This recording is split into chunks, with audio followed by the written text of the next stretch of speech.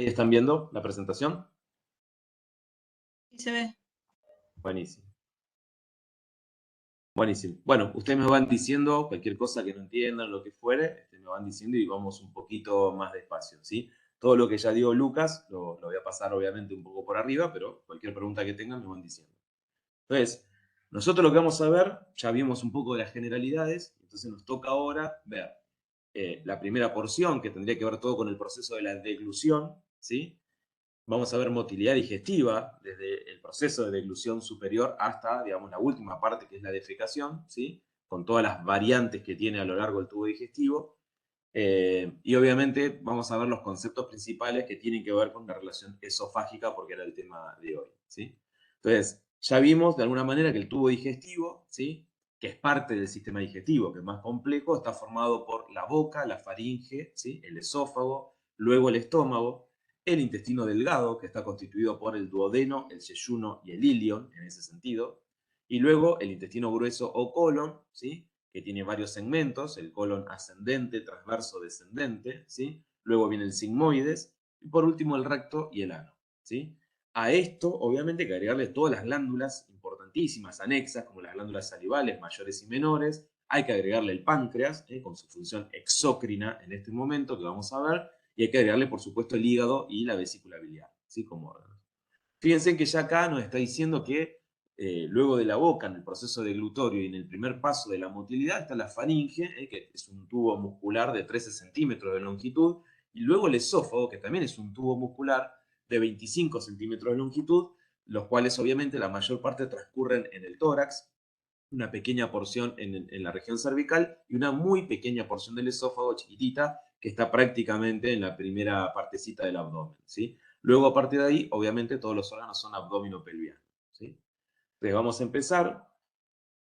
Cosas importantes, esto que les decía antes, el tubo digestivo se puede estudiar obviamente con imágenes tomadas desde afuera, no invasivas, o se puede hacer estudios invasivos, porque como es un tubo, digamos, y muchos órganos de estos son huecos, necesitamos verlos por dentro, ¿sí? Y necesitamos poder tomar muchas veces biopsia de los elementos que van apareciendo, ¿sí? Entonces, para eso, por ejemplo, contamos con un estudio, ¿sí? Que es la endoscopía digestiva. Y la endoscopía digestiva, básicamente la dividimos en dos grandes grupos. Aquellas endoscopías digestivas altas, es decir, donde el tubo se introduce a través de la boca y analizamos lo que ocurre en todo el segmento superior del tubo digestivo, y más o menos esto va a llegar hasta la primera o segunda porción del duodeno, ¿sí? Como ustedes están viendo en este video.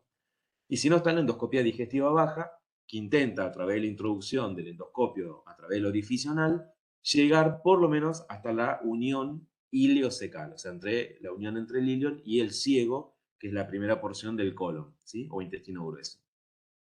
Todos estos procedimientos no son de rutina, a pesar de que comúnmente se dice que lo son, no son de rutina. Tienen indicaciones precisas, algunas son de tamizaje o screening y otras no, ¿sí? Otras son con apuntalamiento diagnóstico a través del razonamiento clínico. Acá lo que están viendo, ¿sí? Es en forma esquemática a la izquierda una endoscopía digestiva alta, ¿sí? Se introduce en general con anestesia local, salvo en aquellos que tienen impedimento, obviamente, psiquiátricos, etcétera. Pero se hace con anestesia local, ¿sí? Y se introduce el endoscopio y ven cómo pasa a través del esófago, llega al estómago, ¿sí? Y nos permite inclusive ver la primera o casi la segunda porción del duodeno en toda su completitud, ¿sí? Esto es un estudio muy importante, ¿sí? Nos ayuda a diagnosticar hemorragias, a tomar biopsias del esófago, del estómago, de la primera porción del intestino delgado, pero aparte, con procedimientos anexos similares al endoscopio, ¿sí? Nos permite, por ejemplo, hacer procedimientos sobre la vía biliar, como vamos a ver ahora, ¿sí? Este es uno de esos procedimientos, ¿sí? Si nosotros tuviéramos, por ejemplo, ¿sí? Un cálculo, ¿sí? Un lito enclavado en el conducto colédoco, que es aquel donde desemboca la vesícula biliar, digamos, y el hígado, toda la bilis hacia la segunda porción del duodeno, esto es una emergencia médica, ¿sí? ¿Por qué? Porque la bilis no podría salir, quedaría estancada, ¿sí? En los conductos biliares, esto habitualmente se infecta, y tiene una mortalidad muy, pero muy alta. Entonces, al ser una urgencia, ¿sí? Nosotros podemos hacer procedimientos para desobstruir la vía biliar, ¿sí? Ya sea porque estamos acá ante un cálculo, entonces vamos a tratar de extraer ese cálculo, o porque necesitamos, por ejemplo, ¿sí? Colocar un stent, ¿sí? O sea, colocar algo que dilate la vía biliar porque, por ejemplo, está obstruida o comprimida desde afuera y necesitamos entonces desobstruirla. Lo que están viendo entonces es que algunos endoscopios permiten también, ¿sí?, la introducción de una especie de canastilla, ¿sí? Hay diferentes tipos, y que les permite a ustedes a través de esto introducirse, con una pequeña incisión que se hace aquí en la ampolla de Butler, que es la segunda porción del duodeno, introducirse y retirar, por ejemplo, el cálculo, que era lo que impedía que la bilis pudiera drenar libremente hacia la segunda porción del duodeno, ¿sí? Por supuesto, estos procedimientos, vuelvo a insistir, no son de rutina, todos tienen indicaciones y por supuesto todos tienen potenciales complicaciones, aunque obviamente la maniobrabilidad y la experiencia que hay hoy es muy pero muy alta en este tipo de estudios. Hay algo que ustedes van a escuchar o que por ahí vieron en alguna materia, que es el tema de la cápsula endoscópica, ¿sí? La cápsula endoscópica vino a revolucionar en un momento, ¿sí?, la manera de hacer estudios, porque permitía o parecía permitir, digamos, de alguna manera, que yo al introducir una píldora, ¿sí?, pequeña, que tiene una cámara rotatoria dentro, ¿sí?, e iluminada, me permitía tomar múltiples fotos y hacer una reconstrucción inclusive tridimensional del tubo digestivo sin tener que estar el paciente sometido a un endoscopio, ¿sí? En general, la píldora tiene mucho valor para aquellos sectores del tubo digestivo donde no accedemos, con el endoscopio, ¿sí?, por supuesto. Y se ha mejorado la técnica. Las primeras se perdían, no tenían tanta sensibilidad para la detección de algunas patologías, pero las últimas cámaras que se han hecho son muy, pero muy buenas. Tenemos inconveniente, como siempre, digamos. La cápsula endoscópica parece ser algo no invasivo porque el paciente lo toma, ¿sí?, pero obviamente requiere ciertos criterios. Uno de los criterios, y es lo que vamos a ver hoy, es que el paciente tiene que tener buena motilidad intestinal, ¿sí? Porque si el paciente está obstruido, digamos, o tiene una oclusión o un ilio, que es la detención de la motilidad digestiva, está contraindicado, ¿sí? Porque vamos a introducir un objeto en un aparato digestivo que no se moviliza, o sea, contribuimos a la obstrucción, ¿sí? Y obviamente tiene una preparación previa también, ¿sí? Digamos, el paciente no es que pudo haber comido cualquier comida, digamos, y uno puede después hacer el procedimiento. Obviamente tiene prerequisitos en ese sentido, ¿sí? Entonces, esto es otra posibilidad, ¿sí? Está indicado para ciertas patologías, especialmente del intestino delgado, en sectores donde no accedemos fácilmente con endoscopio. Y después, ¿sí?, tiene la colonoscopía, ¿sí?, o videocolonoscopía, ¿sí? La videocolonoscopía es un estudio, vamos a ver si funciona, hoy funcionaba. Es un estudio, como les dije, digamos, donde se introduce obviamente el endoscopio a través del orificio anal, se hace progresar, permite la insuflación de cierta cantidad de aire que permite obviamente ver todo el marco colónico, ¿sí? Y obviamente la idea es tratar de llegar, ¿sí?, en lo posible, si el paciente está bien preparado y la situación lo da, llegar hasta la región del ciego, que es donde comienza el colon. Disculpen, pero después se los muestro, si no, en forma de video directamente.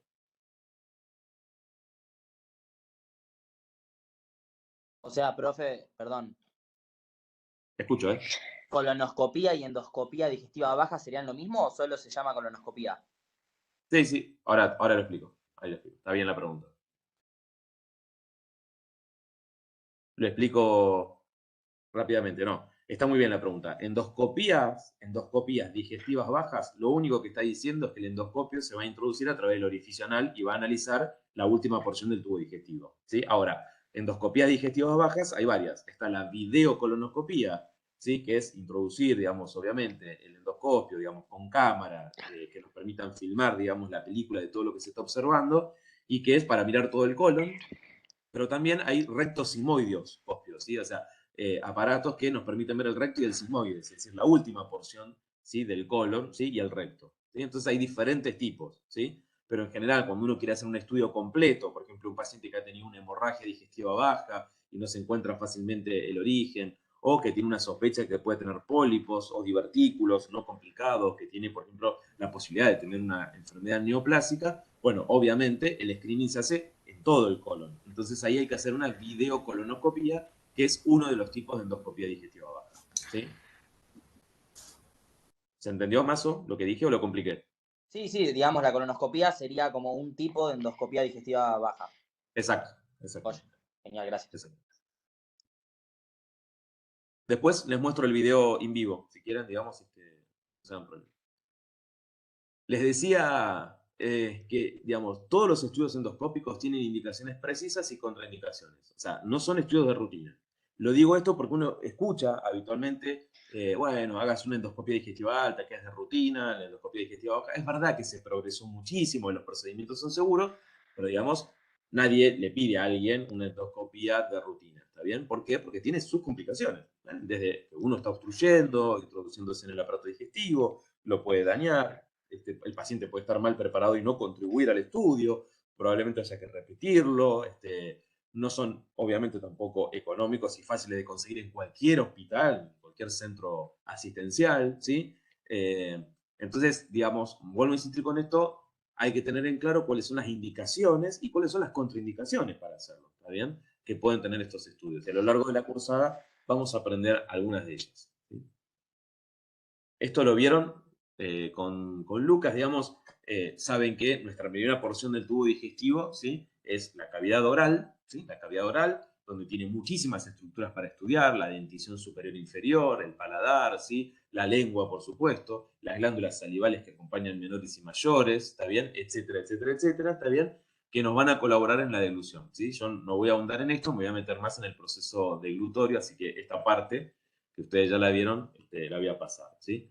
Recuerden, sí, cuando estudiamos glándulas salivales, dividir las glándulas salivales en mayores y menores, ¿sí? Aunque hace menos de un año se descubrieron un montón de otras glándulas que parecen tener función como las glándulas salivales que no se habían descubierto antes, ¿sí? O sea que es un descubrimiento anatómico, ¿está bien? Reciente, estamos por ver de qué se trata la fisiología, pero en general hablamos de glándulas salivales mayores, y ahí metemos parótida, submaxilar y sublingual, y las menores, donde ponemos a todas aquellas glándulas que se cuentan, digamos, de centenares, que están en la cavidad oral, en la mucosa de la faringe, e inclusive algunas que se proyectan en la primera parte del esófago, ¿sí? La saliva es muy importante porque tiene función de lavado, arrastre, ¿sí? de gérmenes, ¿está bien? También, obviamente, arrastre y disolución de los alimentos, porque ahí hay enzimas que digieren los alimentos, ¿está bien? Y tiene anticuerpos, ¿sí? Entonces tiene muchas funciones muy, pero muy importantes, que se ven muy bien cuando los pacientes no tienen secreción salival o tienen alguna enfermedad, digamos, que produce la ausencia de secreción salival, se ven las complicaciones que tiene. Por ejemplo, que los pacientes pierden las piezas dentarias, porque justamente la saliva los protege con esas enzimas que tiene, ese vaciamiento de gérmenes, las protege a las piezas dentarias de cualquier invasión bacteriana, ¿sí? Entonces los pacientes que no tienen, por alguna patología, secreción salival, justamente una de las características, aparte obviamente del mal aliento, de lo que se llama halitosis, tienen pérdida de las piezas odontológicas, ¿sí? Recuerden que las glándulas salivales mayores, ¿sí? Fíjense que la parótida, que es grandota, contribuye con el 30% de la saliva en general, ¿sí? Y que la parótida está ubicada ahí en la región preauricular, ¿sí? Que tiene dos lóbulos, uno superficial y uno profundo, ¿sí? En el medio, si recuerdan, va a pasar el séptimo par craneal, que no inerva esta glándula, pero pasa por el medio, ¿está bien? Y tiene un conducto excretor, por el cual la parótida libera todo su contenido salival en el segundo molar superior, ¿eh? Ese conducto que ustedes lo ven acá en el dibujo se llama conducto de Stenone, ¿eh? Y libera el contenido hacia la región del segundo molar superior. Luego está la glándula submaxilar, ¿está bien? Que va a tener a cargo el 55% de la saliva, que se comunica a través del conducto de Wharton con la cavidad bucal, y la glándula sublingual, que es responsable de una pequeña porción de toda la secreción salival, que comunica en general por múltiples conductos, ¿eh? Y fíjense que la diferencia también está en que la secreción de la parótida es más bien serosa, la secreción de saliva de la submaxilar es mixta, o sea, tiene tanta saliva como tiene contenido proteico o enzimático. Esto no importa, no se preocupen.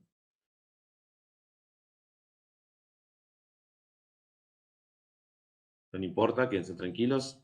En acá es una foto para mostrarles el conducto de Stenone, ahí disecado. Esto es lo que ocurre en algunos síndromes donde hay ausencia de saliva, lo que yo les decía, la alteración de las piezas dentarias. Y no sé si lo han visto con Lucas esto, pero obviamente existen tumores, ¿sí? De las glándulas salivales. Nosotros por ahí acá, si ustedes recuerdan cuando vimos neoplasia ya en la primera clase, habíamos dicho que había tumores mixtos, ¿no? Aparte de esos tumores que venían de un lugar o del otro, había tumores mixtos. Y uno es el adenoma pleomorfo, ¿sí? El adenoma pleomorfo, ¿sí? Es el tumor benigno más frecuente de la parótida, por ejemplo, ¿sí? Entonces es importante recordar esto. Es un tumor que hace crecer en tamaño muy importante a la parótida, ¿sí? Pero es un tumor benigno que en realidad uno lo opera obviamente por las complicaciones que esto trae, por el dolor, etcétera, ¿sí? Fíjense que el adenoma pleomorfo, ¿sí? Que es el tumor más frecuente, benigno, salival, ¿sí? El 80% de las veces su lugar de residencia es la glándula parótida, ¿sí? Y es más frecuente, ligeramente más frecuente en el género femenino, está bien, en la cuarta, quinta década de la vida, ¿sí? Y solo un 4% podría tener transformación maligna. ¿Eh?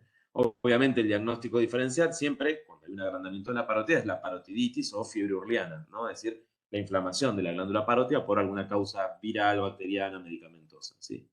Hay otros tumores como este, el tumor de Warthin, ¿sí? Que también es un tumor benigno, ¿sí? Tiene un aspecto más bien quístico o papilar, ¿sí? Como se ve acá a la derecha en la tomografía, pero puede tener gran tamaño, gran tamaño, ¿sí? Bien, y también vieron con Lucas un poco de la lengua en la cavidad oral, ¿sí? Y vieron que la lengua, ¿sí? Que es una estructura muscular muy compleja, ¿sí? Está inervada, obviamente, todo lo que tiene que ver con la sensibilidad por el trigémino del quinto par, pero luego lo que es gustativo, las 2/3 partes anteriores están inervados por el séptimo par, el nervio facial, y el tercio posterior está dado por el glosofaringio, ¿sí?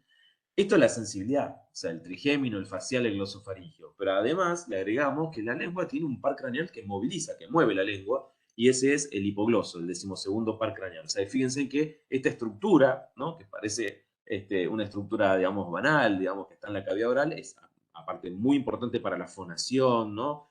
Para la deglución, ¿sí? Etcétera. Es compleja la estructura también nerviosa a partir de la cual nosotros obviamente la estudiamos. No importa, voy a pasarlo porque así vamos a lo nuestro. Bien, entonces lo que vamos a ver hoy es fisiología de la deglución, ¿sí? Cuando nos preguntan, digamos, ¿cómo es el proceso de la deglución? ¿Cómo es la fisiología de la deglución? Lo primero que tenemos que recordar es que la deglución tiene un primer momento que es voluntario y un segundo momento que es reflejo involuntario, ¿sí? Esto es importante, ¿sí?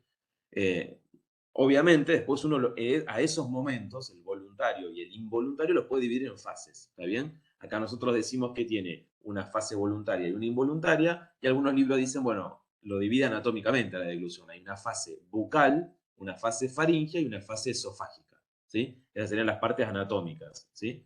¿Qué tenemos que recordar de la deglución? Primero, que obviamente nosotros introducimos la comida en la boca, ese bolo alimenticio que va a ser atacado por enzimas, por la saliva, obviamente, ¿está bien? Se va formando y inmediatamente, luego de ser triturado, ¿está bien? Y parte de sus componentes digeridos, la lengua empuja este contenido hacia atrás.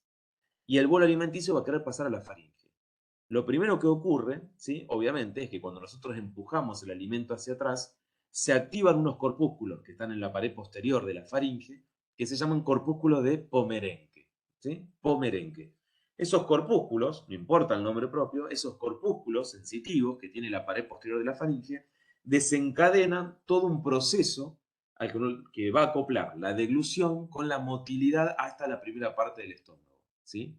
Entonces, ¿qué ocurre cuando el alimento, ¿sí? Impacta, digamos, sobre la pared posterior de la faringe? Bueno, lo primero que ocurre, obviamente, es que se cierra, digamos, el paladar, digamos, se eleva para cerrar cualquier posibilidad de pasaje del alimento hacia las fosas nasales, ¿sí? Que obviamente en condiciones normales está comunicado. Pero nosotros tenemos que hacer que el alimento nunca vaya hacia arriba, sino que vaya hacia atrás y específicamente hacia la región faringoesofágica. Entonces, lo primero que ocurre, ¿sí? En forma refleja, ¿sí? Es que la región posterior del velo del paladar, ¿sí? Se eleva, ocluyendo toda la región posterior, digamos, ¿sí? De las coanas para que el alimento no pase hacia ellas, ¿sí? Esto, obviamente, ¿sí? Es la primera parte, pero ya es involuntario, digamos, es un reflejo, ¿sí? Entonces, por eso decimos que cuando deglutimos, el bolo pasa por la faringe y se tapona la entrada a la laringe, que es el otro que vamos a explicar ahora, ¿sí? Y obviamente el pasaje hacia las coanas.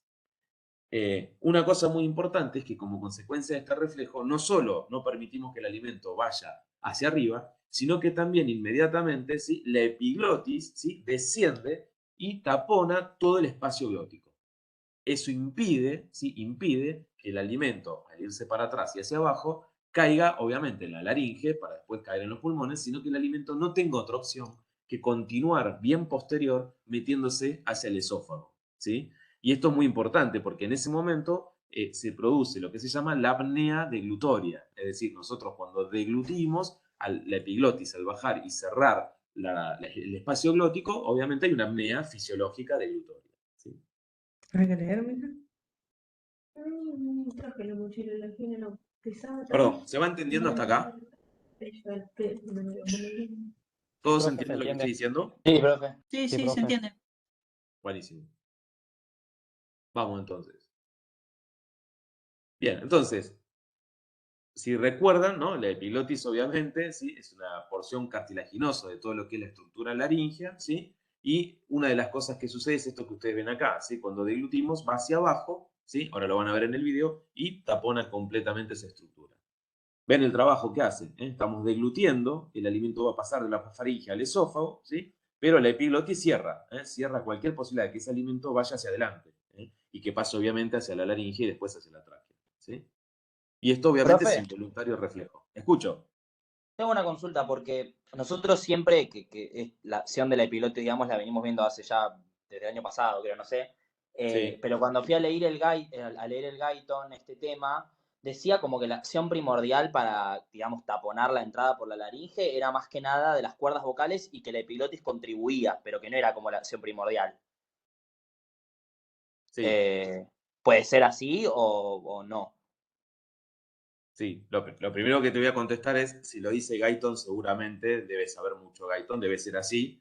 Lo segundo que te contesto es, en general, la mayor parte de los libros de fisiología digestiva, ¿sí? No hablan mucho de las cuerdas vocales.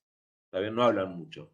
De hecho, digamos, una de las cosas que sí dicen los libros de patología, cuando uno lee los libros de cirugía, ¿no? Y de patología, es que los pacientes que tienen trastorno del sistema nervioso, ¿sí? Que involucran el mal movimiento de las cuerdas vocales, ¿sí? Si no involucra el descenso reflejo de la epiglotis, nunca el alimento pasa al espacio glótico. Esto lo que le da es preponderancia a la caída del epiglotis más que a las cuerdas vocales. ¿Se entiende? Es como que si un paciente tiene una lesión neurológica del tronco encefálico y de repente sus cuerdas vocales no se mueven bien, no por eso se va a alimentar mal. ¿Sí? Ahora, si el trastorno deglutorio involucra el movimiento epiglótico reflejo, que eso puede pasar, sí. ¿Sí? Sí. En ese sentido, bueno, los libros de fisiología digestiva le dan más importancia al movimiento epiglótico que a las cuerdas vocales, pero bueno, habría que leer ahí el Guyton, que es fisiología general, ¿no? Digamos, dónde sacó esa información.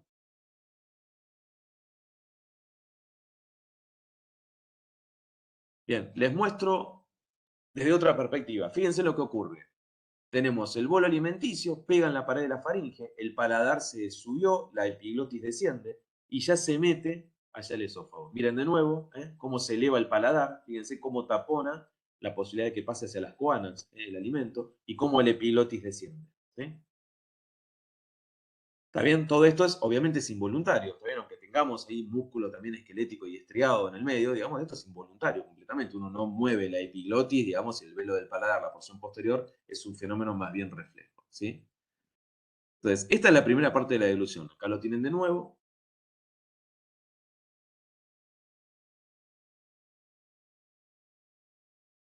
Bien. Fíjense, en esta se ve un poquitito mejor esto. Cuando el alimento cae, otra de las cosas que sucede aquí abajo, si lo ven, es que se abre como un esfínter, ¿sí? Entonces, lo primero que sucede en la deglución es la parte voluntaria. Trituramos con los alimentos, movemos con la lengua, hay secreción salival, empieza parte de la digestión y empujamos el bolo alimenticio hacia atrás. A partir de acá se vuelve involuntario. Este movimiento involuntario involucra entonces el ascenso del velo del paladar, tapar las coanas, el descenso epiglótico, tapar el espacio glótico, el pasaje de la faringe hacia el esófago. Pero para eso vamos a tener que abrir subsecuentemente en forma refleja este esfínter que está por acá, que es el esfínter esofágico superior. ¿Sí?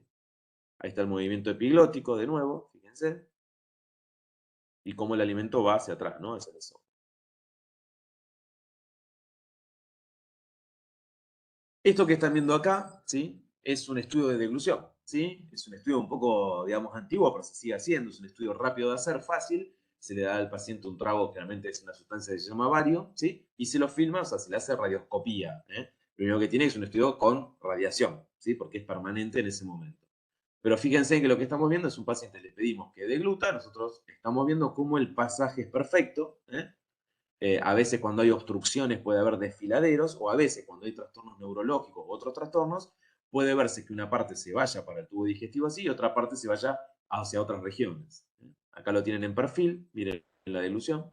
Ven como la epiglotis, aunque se ve un poquitito, ahí se va, y no permite que nada adelante, todo se va por detrás. Bien, entonces para todo eso necesitamos esto, fíjense, el sello labial, los músculos de la lengua, de la masticación, del paladar, los músculos de la faringe y múltiples pares craneales que participan ahí. ¿Sí? Otra cosa que entiendo que Lucas dio un poco, pero que nosotros tenemos que ver es, porque yo voy a dar a partir de ahora faringe y esófago, que es la clase de hoy, es tratar de recordar histológicamente cómo es el tubo digestivo, primero en formato general y cuando vayamos a ver parte por parte, vamos a decir qué es lo que cambia de esto. ¿Sí? Recuerden que nosotros dividimos a la histología del tubo digestivo en una mucosa, una submucosa, una muscular propia, ¿sí? De la pared, y después un mesotelio, que puede ser serosa o adventicia. Entonces, dividimos a la histología de la pared de tubo digestivo en mucosa, submucosa, muscular y mesotelio. En la mucosa vamos a discriminar el epitelio, ¿sí? Que como siempre, por definición, reviste cavidades, obviamente, ¿sí? Y después vamos a ver una parte de tejido conectivo, que es la lámina propia, y una capa que es llamada muscular de la mucosa, ¿sí? Capa muscular de la mucosa. Todo eso es la mucosa. El epitelio va a variar, por supuesto. En la estructura faríngea y esofágica, como son tubos de conducción básicamente, el epitelio es un epitelio plano estratificado, ¿sí? Que lo hace apto para esto, para el pasaje de alimento, para la conducción. Y a medida que vamos a ir descendiendo y llegamos al estómago y luego al intestino delgado, el epitelio se va volviendo cilíndrico, es decir, más apto, ¿sí? Para lo que es la secreción y la absorción. ¿Sí? Entonces, recordemos que el epitelio en la faringe del esófago, que es la clase de hoy, va a ser un epitelio plano estratificado, por supuesto, no queratinizado, porque no estamos en la piel. ¿Sí? Y la muscular de la mucosa, ¿sí? Que es esa capa muscular, es muy importante. ¿Por qué? Porque le va a dar la apariencia que va a tener el órgano en reposo y en actividad, como vamos a ver ahora, pero además esa muscular de la mucosa va a participar en apoyar y ayudar a la contracción de muchas de las glándulas que están en ese sector para permitir secreción. Luego hacia abajo está la submucosa, ¿no? Tejido conectivo, vasos sanguíneos, ¿está bien? Y luego nos aparece la capa muscular propia. En esa capa muscular propia vamos a tener que distinguir entre, en general, dos capas de músculo. Uno que va a ser una capa circular interna, ¿sí? La más interna, es decir, la más cercana a la submucosa, y una capa de músculo longitudinal externa. ¿Sí? Entonces, la muscular propia va a estar conformada por una capa interna circular y una capa externa longitudinal. ¿Sí? Y obviamente, ¿sí? Como son dos capas de músculo, ¿sí? Que al principio pueden ser músculo esquelético estriado, pero luego esto se va a transformar a medida que descendemos en músculo liso involuntario, ¿sí? Tiene que tener algo que le dé facilidad para la motilidad. Y obviamente, entre esas dos capas, entre la capa circular interna y longitudinal externa, hay un plexo nervioso, ¿sí? Que es el plexo mientérico. Es decir, un plexo, obviamente, entre dos capas musculares, ¿sí? Ese plexo mientérico es el que va a permitir la motilidad digestiva tal cual la vamos a ver hoy, ¿sí? Fundamentalmente, ¿sí? Mientras que en la región submucosa va a haber otro plexo llamado plexo submucoso que va a participar fundamentalmente en la motilidad de esta capa muscular de la mucosa, en darle esa apariencia que tiene en reposo y en actividad al tubo digestivo, pero además esa capa de ese plexo submucoso va a permitir la secreción en los sectores donde haya glándulas. ¿Sí? Fíjense en este dibujo. ¿Sí? Esto es así, se Perdón, ve básicamente. Claudio, discúlpame. Dale. ¿El plexo de la mucosa dijiste que estaba en la submucosa? Sí, en general, la mucosa, ¿viste? La mucosa tiene, digamos, el epitelio, ¿está bien? Tiene una lámina propia inmediatamente, y el plexo submucoso está en la capa submucosa, por eso se llama así, ¿está bien? Lo que pasa es que ese plexo de neuronas submucoso está muy, pero muy cerquita, ¿está bien? De la capa muscular de la mucosa, a la cual le va a dar motilidad, ¿sí? Y de las glándulas que algunos sectores del tubo digestivo tienen ese sector y que le permiten la secreción o la absorción. ¿Sí? Esa sería la función. En cambio, el plexo mientérico de Auerbach es el que está entre las dos capas musculares más profundas, en la muscular. Ese plexo nervioso mientérico lo que provoca es la motilidad propia del tubo digestivo, ¿sí? La peristalsis del tubo digestivo, ¿sí? Por así decir. Entonces son dos funciones diferentes, pero a su vez esos dos plexos, submucoso y mientérico, están comunicados, ¿sí? Están coordinados, ¿está bien? Todo, obviamente, parte del sistema nervioso periférico entérico y del sistema nervioso autónomo, ¿sí? Que a poquito vamos a ver también en profundidad. No sé si Listo, te José. contesté. Sí, gracias. Dale. En este dibujo ven lo mismo, ¿sí? Ven que la luz no es un círculo perfecto, sino que parece como contraída, como con pliegues. Bueno, esos pliegues lo da la muscular inicial, o sea, la muscular que está, como es, en la mucosa, ¿sí? Eso es lo que origina los pliegues. Ahora, para que esos pliegues se generen, digamos, y para que en esa estructura, digamos, después haya secreción de las glándulas que estén acá, tiene que haber un plexo nervioso. Ese plexo es el plexo submucoso, ¿sí? Que ahí lo tienen anotado, ¿sí? Ven que el plexo se llama plexo submucoso de Meissner, de Meissner.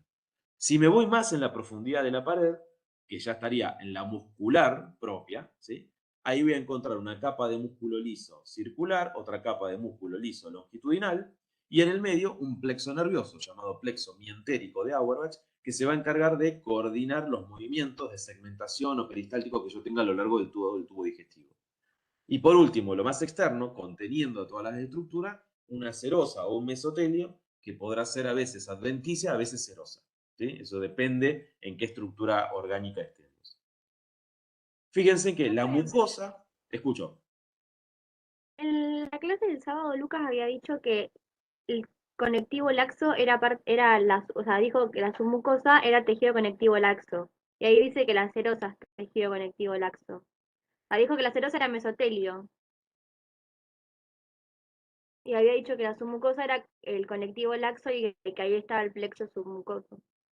Por eso, o sea, en la submucosa vos tenés tejido conectivo, por lo tanto tenés vasos, etcétera, o sea, todo tiene un tejido conectivo, y tenés un plexo, bien. ¿sí? Un plexo llamado plexo nervioso de Meissner, ahí en la submucosa, ¿sí? Pero lo que Y la nosotros serosa también llamamos, a ver, explícame, a ver, decime. y la serosa también es conectivo, entonces, Sí, la serosa es un tipo especial de tejido conectivo, ¿está bien? Que en algunos casos adquiere otro nombre, por lo que vamos a ver después, que es el de adventicia, ¿está bien? ¿Sí? bien. Es una capa de tejido conectivo especial que le da sostén, obviamente, y después va a servir para medio de sujeción en algunos sectores. Bien. ¿Sí? Sí. Entonces les decía que cuando uno ve, ¿sí? La mucosa, ¿sí? Que a veces, en diferentes sectores del tubo digestivo, es una capa absortiva y secretoria principal, ¿sí? Obviamente tiene un epitelio, ¿está bien? Que en el caso de la faringe y el esófago, las primeras porciones es un epitelio plano estratificado, luego vuelve a ser al final en el recto, ¿está bien? En el resto es un epitelio cilíndrico simple, ¿sí? Porque obviamente, cuando digo resto, me refiero obviamente al estómago, el intestino delgado y el intestino grueso, porque ahí hay, digamos, muchísima función de absorción y secreción, ¿sí? Y obviamente, ¿sí? Luego hay una muscular de la mucosa que es, como les dije, la que determina esos pliegues del tubo digestivo, ¿sí? Que les sirven para aumentar, digamos, básicamente la superficie de absorción. No es lo mismo si yo tuviera un tubo liso que tener un tubo con un montón de repliegues que se van metiendo en la luz y que facilitan que el alimento y algunas estructuras queden más tiempo ahí y que permite mejorar la absorción, ¿sí? El tiempo de absorción, ¿sí? En la submucosa es tejido conectivo, por lo tanto tiene todo lo que tiene un tejido conectivo, ¿sí? Eso es importante, ¿sí? Y obviamente, como le dije, acá en el tubo digestivo, en la submucosa, tenemos un plexo nervioso y se llama plexo submucoso de Meissner. ¿Cuál es la función principal de ese plexo? Bueno, obviamente es inervar a la muscular de la mucosa que tiene por delante, o sea, la que tiene más superficial, la cual a su vez origina estos pliegues, ¿está bien? Pero además, el plexo de Meissner, como está en contacto con muchas glándulas que están ahí, va a permitir la secreción, ¿sí? De esas glándulas. Si yo me voy luego más profundo en la pared, me encuentro con la muscular propia del tubo digestivo. Y en ese encuentro, dos tipos de distribución del músculo, en una capa circular interna y una capa longitudinal externa. Vamos a ver después que todo esto es igual, todo lo que estoy contando en el tubo digestivo, con excepción del estómago, en donde se agrega una capa media oblicua, perpendicular, que va a ayudar a los movimientos de segmentación en el estómago. Pero en todo el tubo digestivo hay una capa circular interna y otra longitudinal externa, ¿sí? Y entre medio de estas capas nos aparece obviamente el plexo mientérico de Auerbach, ¿sí? El plexo mientérico de Auerbach. Entonces, fíjense en que cuando nosotros hablamos del sistema nervioso entérico, estamos haciendo referencia a un conjunto, ¿sí?, ramificado de neuronas, ¿sí?, que están ubicadas en la pared del tubo digestivo, ¿sí?, y que a su vez reciben inervación simpática y parasimpática. El simpático, obviamente, a través de sus neurotransmisores, la noradrenalina y adrenalina, el parasimpático a través de la acetilcolina. Mientras que el simpático va a inhibir las secreciones y la motilidad, porque durante el simpático yo estoy haciendo ejercicio, corriendo, ¿sí?, estoy en estrés. El parasimpático es el que permite, a través de la liberación de acetilcolina, que estas neuronas empiecen a hacer más coordinadamente motilidad y secreción, ¿sí?, que es lo que ocurre obviamente cuando, por ejemplo, estamos comiendo o en el periodo postprandial, ¿sí? Entonces, es el plexo mientérico de Auerbach, perdón, el que nos da motilidad propulsiva y motilidad de mezcla.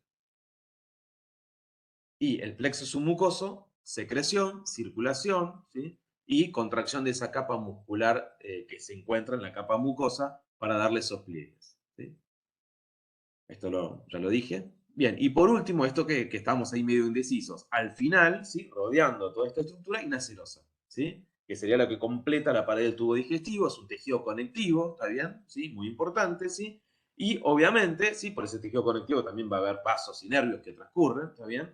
Y obviamente va a adquirir diferente nombre, digamos, según la estructura que estemos estudiando el tubo digestivo. Puede ser serosa o adventicia, ¿está bien?, que después vamos a ver dependiendo del órgano, ¿sí?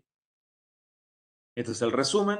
Mucosa, submucosa, muscular propia, serosa o adventicia. En la mucosa encontramos epitelio, lámina propia y la muscular de la mucosa. En la submucosa, tejido conectivo con el plexo submucoso. En la muscular, las dos capas, circular interna y longitudinal externa, con el plexo mientérico de Auerbach. Y luego la serosa o adventicia. Esto ya lo vieron, ya lo vimos. Bien, y fíjense, ¿sí?, si la región del tubo digestivo es intraperitoneal, ¿sí?, se reviste de un peritoneo, ¿sí?, obviamente, y eso se llama serosa. Ahora, aquellos sectores del tubo digestivo que son por fuera, ¿sí?, o retroperitoneales, o están por fuera del peritoneo, ¿sí?, se adhiere a la pared del cuerpo y se llama adventicia. Ese es el nombre que puede adquirir ese mesotelio que está rodeando la estructura histológica del tubo digestivo, ¿sí? Entonces, por ejemplo, el esófago, ¿sí?, tiene prácticamente en todo su trayecto una adventicia, ¿sí? La última parte, como ya es intraperitoneal, es serosa. El estómago es serosa, el intestino delgado es serosa, salvo una porción del tubo del intestino delgado que tiene adventicia, y el intestino grueso pasa lo mismo, ¿sí?, tiene serosa y adventicia, ¿está bien? Pero recuerden que serosa adventicia es el mesotelio, que es la capa final que recubre, da sostén, obviamente, a todas las capas del tubo digestivo, ¿sí? Bien. Solo voy a hablar ahora de esófago, me voy a concentrar en esófago, porque después tengo que volver a deglución, digamos, y a contarles motilidad. Recuerden que el esófago, ¿sí?, que ahora lo vamos a ver como estructura, tiene en el tercio superior músculo esquelético estriado, por lo tanto tiene una porción todavía voluntaria, ¿sí? Tiene en el tercio medio una mezcla, ¿sí?, digamos, ¿sí?, de músculo esquelético y músculo liso, y el tercio distal ya es músculo liso, completamente involuntario. Es decir que si yo voy de proximal a distal, o sea, desde la boca hacia el estómago, el esófago va transformando su tipo histológico muscular, primero músculo esquelético, luego músculo esquelético con transición liso y luego liso.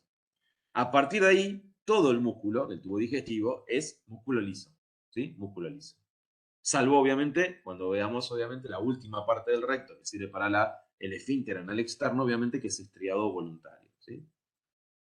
¿Cuál es el epitelio del esófago? ¿Sí? Es un epitelio plano, estratificado, no queratinizado. Eso es lo que tengo que recordar, ¿sí? Es un epitelio plano, estratificado, no queratinizado.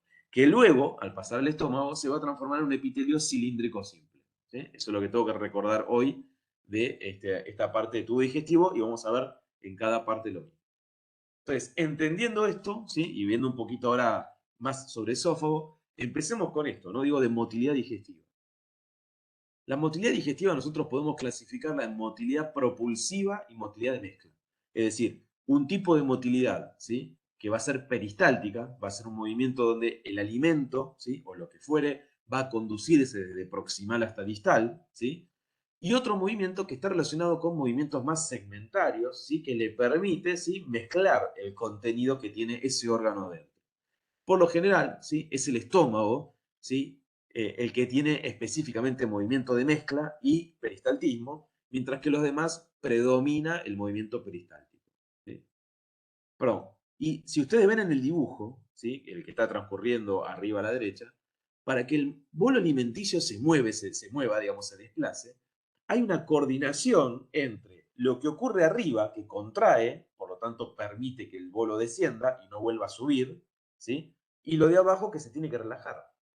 Y esto es muy importante porque el plexo, esto que estuvimos viendo recién, el plexo mientérico, ¿sí? Está tan coordinado, ¿sí? Que cuando una porción superior al alimento se contrae, permite al mismo tiempo la relajación inferior, y una vez que pasa por ahí, ese segmento se contrae, ¿sí? El de abajo vuelve a relajarse.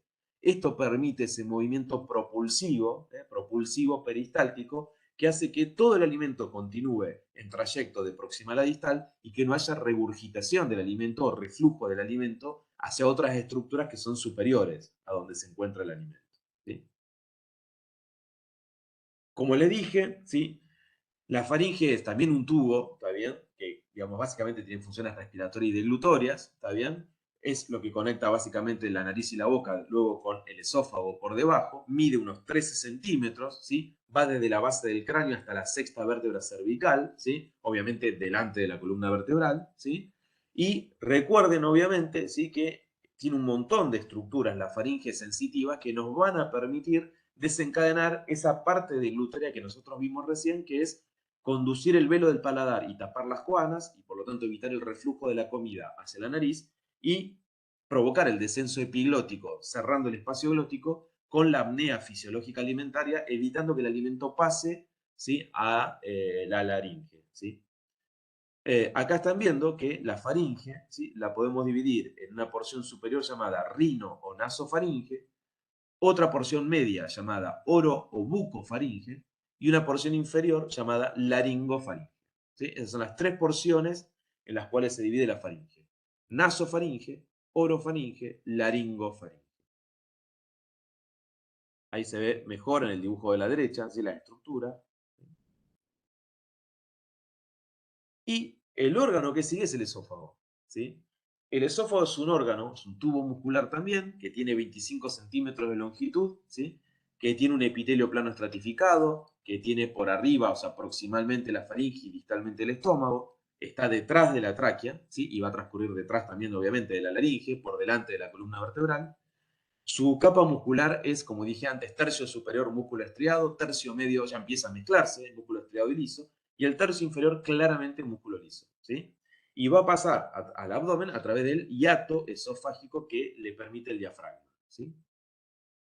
Esto es un corte histológico, ¿sí? A poco aumento, de cómo se ve el esófago, ¿sí? Si nosotros hiciéramos una tomografía en la región cervical o en la región torácica, ¿sí? Y estamos en un momento donde no hay alimento, ¿sí? O sea, donde no hemos comido, no vamos a ver la luz. Es decir, la luz está completamente cerrada, es un espacio completamente virtual. Si encontramos dilataciones o encontramos aire o encontramos alimento, podemos ver algo de luz, pero si no es dificilísimo ver, obviamente, comúnmente, por estos pliegues que ustedes ven acá que impiden ver la luz normalmente del esófago. ¿Sí? Un dato importante es que el esófago tiene 3 estrecheces anatómicas normales. ¿Y por qué es importante saberlo? Porque si no puedo confundir esas estrecheces con estrecheces patológicas. ¿Sí? Entonces, vamos a tener una estrechez, ¿sí? Esofágica superior, una media y una inferior. La superior va a ser básicamente justo, ¿sí? Debajo del cricoides, ¿está bien? Que a su vez esa estrechez va a tener que ver, ¿sí? Con un músculo constrictor de la faringe y por lo tanto es la zona donde aparece lo que se llama esfínter esofágico superior. Luego voy a tener una estrechez abajo, ¿sí? Que se llama estrechez broncoaórtica, ¿sí? O también estrechez torácica, ¿sí?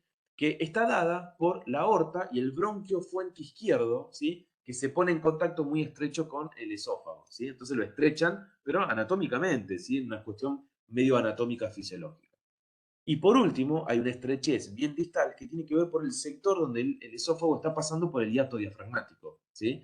Entonces, ahí hay otra estrechez. Entonces, esto es importante, ¿sí? Recordar que hay 3 estrecheces, la superior, que está en la zona donde se constituye el esfínter esofágico superior, la media, que tiene que ver con la acción de la aorta y el bronquio fuente izquierdo, ¿sí? Sobre el esófago, y la última, obviamente, la más inferior, que es por el hiato esofágico. Si miran en esta tomografía, como dije antes, en condiciones normales, el espacio del esófago, que ustedes lo están viendo ahí, está marcado, es extremadamente pequeño y no se ve nada. ¿Sí? Es un espacio virtual, ¿está bien? Cerrado completamente. Fíjense la localización, ¿no?, del esófago. Obviamente es una tomografía, ¿sí? Estamos entre tórax y abdomen ya, digamos, vamos a ver algunas características, pero acá vemos claramente el corazón, ¿no? Acá vemos la aorta delante de la columna vertebral y lo que tiene por delante la aorta es el esófago, ¿sí? Es el esófago. Ya estamos en abdomen, vemos el hígado, el hígado. Acá está el estómago, ¿sí? Lo que estamos viendo acá redondo es el estómago, ¿sí? Y acá vemos nuevamente la aorta, y si nos vamos adelante está el esófago. Ven que el lumen es prácticamente inexistente, ¿sí? Inexistente. Bien, entonces, el esófago, que tiene 25 centímetros, tiene una porción cervical, una porción torácica y una porción abdominal pequeña. Tiene a su vez dos esfínteres, a los cuales llamamos esfínter esofágico superior e inferior. El esfínter esofágico superior está formado por ese músculo que yo nombré recién, que se llama cricofaringio, ¿está bien? ¿Sí? Que de alguna manera tiene una contracción tónica y tiene una presión que, si bien es variable, puede ascender desde 30 a 100 milímetros de mercurio. Es decir, la presión que ejerce, ¿sí?, el esfínter esofágico superior es tan intensa que en condiciones normales yo podría hasta comer boca abajo, ¿sí? Porque aún comiendo boca abajo, el alimento va a pasar, ¿sí?, y no va a volver por la alta presión que tiene, no va a haber reflujo nuevamente hacia la boca, ¿sí? Y la mayor parte del músculo que está constituyendo esta zona todavía es músculo estriado, ¿sí? Músculo estriado. Entonces, recordemos que la presión del esfínter esofágico superior es muy, pero muy elevada, ¿sí? El esfínter esofágico inferior, ¿sí?, es una zona, ¿sí?, una zona, ¿sí?, que está prácticamente constituida, ¿sí?, por la musculatura propia del esófago, parte de la musculatura gástrica, los pilares diafragmáticos, ¿sí?, y el ligamento freno-esofágico. Es decir, es toda una estructura anatómica, ¿sí?, que hace que haya una alta presión en esa zona y que no sea necesario otro músculo determinado para que funcione como esfínter, ¿sí? Entonces, el esfínter esofágico inferior, que es el que impide que cuando el alimento ya pasó al estómago vuelva al esófago, ¿sí?, es un esfínter, digamos, que tiene sus características, pero el dato principal es que su presión es mucho más baja que el superior. La presión del esfínter esofágico inferior está entre 10 y 30 o 10 y 40 milímetros de mercurio. Y en la mayor parte de los textos lo que dice que con 10 milímetros de mercurio alcanza para evitar algo que se denomina reflujo gastroesofágico, ¿sí? Este esfínter esofágico superior e inferior obviamente se van a relajar cuando va la onda peristáltica del esófago prosiguiendo, llevando el alimento hacia el estómago, ¿sí? Y va a permitir al relajarse que pase el alimento hacia el estómago, ¿sí? Una vez que el alimento pasa, se cierra, se cierra nuevamente, ¿sí? ¿Se va entendiendo lo que estoy diciendo o es medio chino? ¿Sí se entiende, profesor? ¿Sí?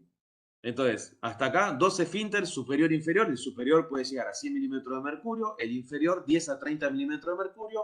En teoría, con 10 milímetros de mercurio alcanza, ¿sí?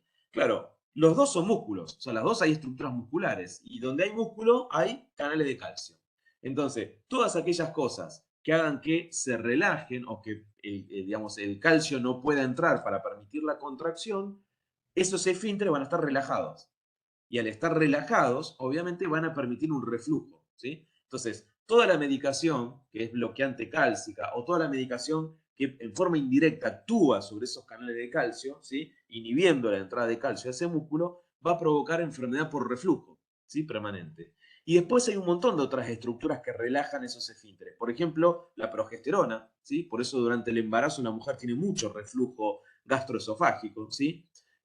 La posición que adoptemos muchas veces, ciertos alimentos, por ejemplo las teínas, el chocolate, ¿sí?, los antiinflamatorios, ¿sí?, como fármacos. O sea, hay muchos alimentos, drogas y hormonas que participan en la relajación de ese esfínter y que podrían llevarnos a la enfermedad por reflujo, ¿sí?, que después, más adelante, vamos a ver.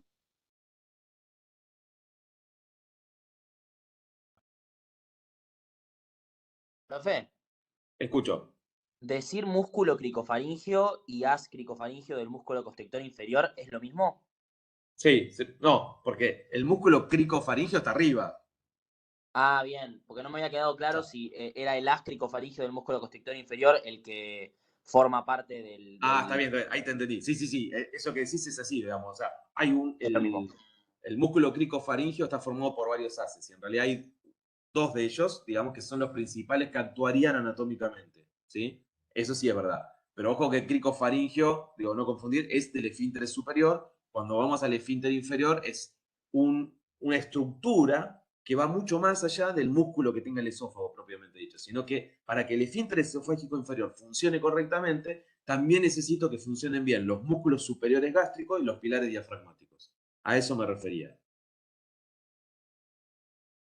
Les decía que el esfínter esofágico inferior es un esfínter antirreflujo. O sea, la idea es que el contenido ácido, ¿sí?, del estómago jamás pase al esófago, porque el esófago no está preparado, ¿sí?, para un contenido muy ácido con un pH de 1, como puede ser el ácido clorhídrico. Entonces, el esfínter esofágico inferior tiene una presión normal de 10 a 30 milímetros de mercurio, y eso evita que haya reflujo. Si por algún mecanismo eso se rompe, o sea, no funciona, o hay hipotonía del esfínter esofágico inferior, aparece esta enfermedad llamada enfermedad por reflujo gastroesofágico. Como le dije antes, para que el esófago Profe, una propulse... pregunta. Dale. ¿Por eso esa también es una zona en la que hay mucha metaplasia? Claro, exactamente. Esta zona, la zona distal del esófago, que tiene un epitelio plano estratificado, a veces por la agresión, la injuria continua del reflujo de un pH ácido, de un pH 1, hace que el esófago tome la decisión de metaplasiarse, o sea, de cambiar su epitelio por el epitelio Claro. gástrico, ¿sí? Y luego, sobre esa metaplasia, pueden sufrir procesos displásicos en donde aparece lo que se llama esófago de Barrett, que es una lesión preneoplásica, es decir, es una lesión que potencialmente puede originar un tipo de carcinoma esofágico. ¿Sí? Ok. Cuando estudiemos después vamos a ver que el cáncer de esófago, cuando es superior en el esófago, en general tiene que ver el hábito de fumar cigarrillo. Cuando es inferior, tiene que ver el cigarrillo también, pero obviamente también la enfermedad por reflujo y la metaplasia y displasia que pueda sufrir el esófago. Buenísimo, gracias.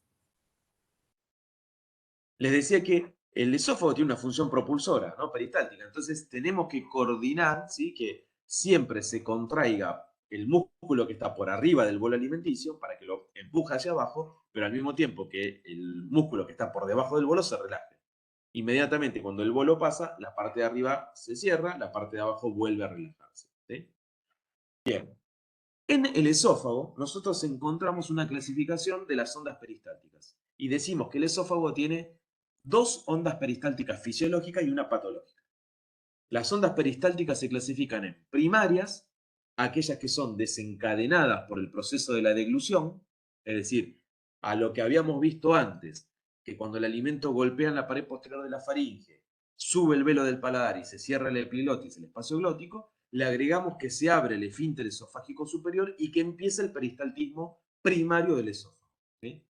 Ahora, cuando el alimento, digamos, uno está comiendo y el alimento pasa del esófago al estómago, puede pasar que queden restos alimentarios en el medio del esófago. Entonces, ¿cómo hacemos para barrer esos restos alimentarios que han quedado en el medio del esófago? Ahí es cuando aparecen las ondas peristálticas secundarias.